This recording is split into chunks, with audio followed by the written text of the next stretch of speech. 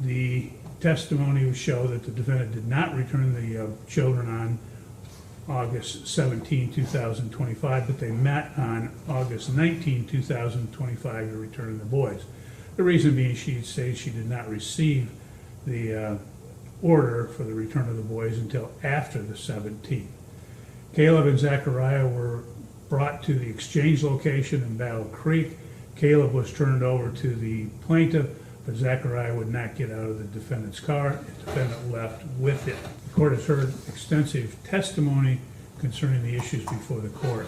Court, I will tell you as I go through this, the court is not able to comment on all of the testimony or evidence that was presented, as it took multiple days, and the court, unfortunately, if I had to comment on everything, I would take multiple days to do so. And so the court is going to hit the highlights relating to the court's finding. The court has considered all of the testimony, the various exhibits, and considered all the witnesses, and also has considered the credibility of each of the witnesses. Credibility is always a consideration in every case. Oftentimes, a party will allege that the other party or their witnesses were not truthful or were lying. The court has always, however, found that inconsistencies in testimonies does not mean that an individual has lied. Conflicting testimony can occur as a result of a witness's background, perception, bias, understanding, misunderstanding, mistake, and unfortunately sometimes just self-serving testimony. The court will note that the court believed considerable self-serving testimony in this particular case. When inconsistencies occur, the court will attempt to determine if they can be reconciled with other testimony or evidence. So the court will look at it from that particular standpoint. The court will next go through the factors. The first factor that the court has to, under the best interest of the child test, is the love, affection, other emotional ties existing between the parties involved and the child, or children in this case. It does appear from the testimony that both of the parties love their children and the children love them. Aaron Zimmerman, the stepfather, stated he believed that the boys were bonded with the defendant, that they love her, they play with her. He did say 1 minute they'd say something, the next minute they'd say they want to be in Michigan. John Zimmerman, the step-grandfather, testified that Caleb and Zachariah were normal kids. The defendant was bonded with them. They exchanged hugs. They were loving exchanges. And he said they had not seen any emotional behavior in Zachariah other than normal 8-year-old behavior.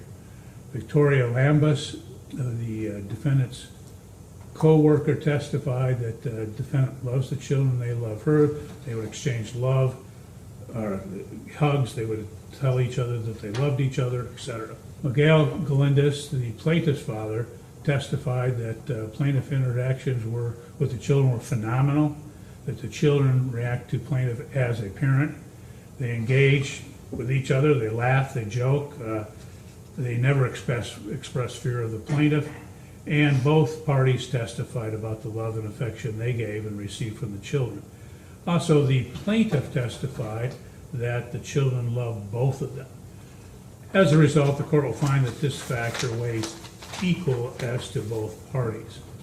Next factor is the capacity and disposition of the parties involved to give the children love, affection, guidance, and continuation in the education and raising the children in his or her religion or creed, if any. Again, the Aaron Zimmerman, the stepfather, stated that exchange of August of 2025, that Caleb jumped out of the car and Zachariah wouldn't get out.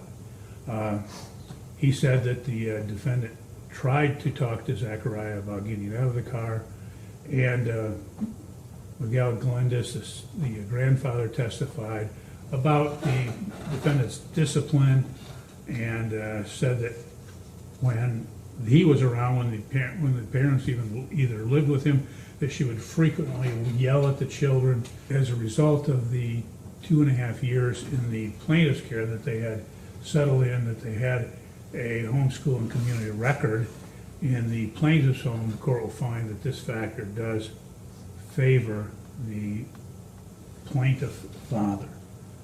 Next factor is the reasonable preference of the children. The court had opportunity to talk to the children.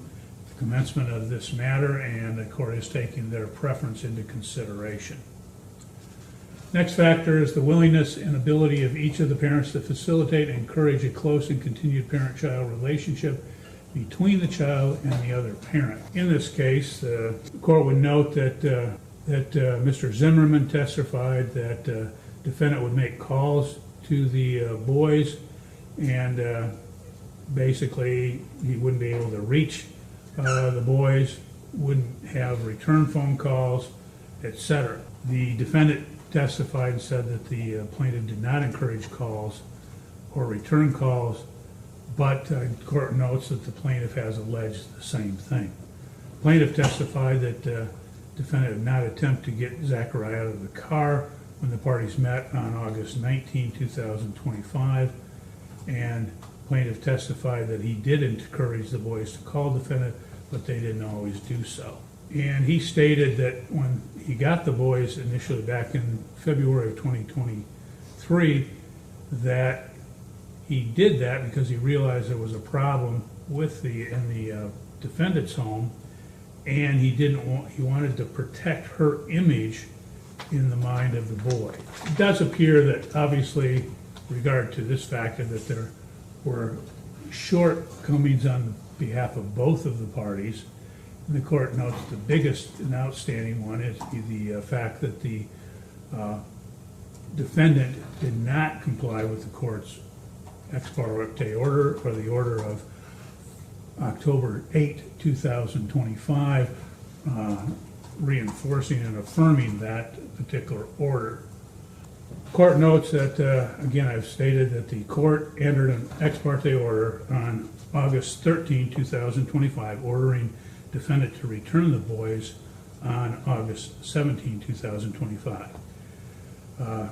As she was not served until after that date, they were going to meet on August 19, 2025 at the Battle Creek City Police Department, and defendant acknowledged that Caleb got out of the car and went to the plaintiff, but that Zachariah would not get out of the car. Mr. Zimmerman confirmed this as well, although the plaintiff had testified that the defendant did nothing to get Zachariah out of the car. The court would note that the parents in this case, the parties are the adults, and neither the court nor the parents should allow children, or at least a child of 8, to decide whether he's going to follow a court order, and the order was that the defendant would turn over the children, and she didn't do so. After Zachariah was not returned, the court had a hearing on defendant's motion on September 22nd, 2025, at which time the court held that the ex parte order would not be set aside and would be enforced. This ruling was reflected in the order after hearing on defendant's motion dated October 8, 2025. Since the September 22nd, 2025 hearing and the October 8, 2025 order, the defendant has had 7 months to comply with the court order to return the Zachariah. The court will find that she has intentionally failed to comply with 2 court orders to do so.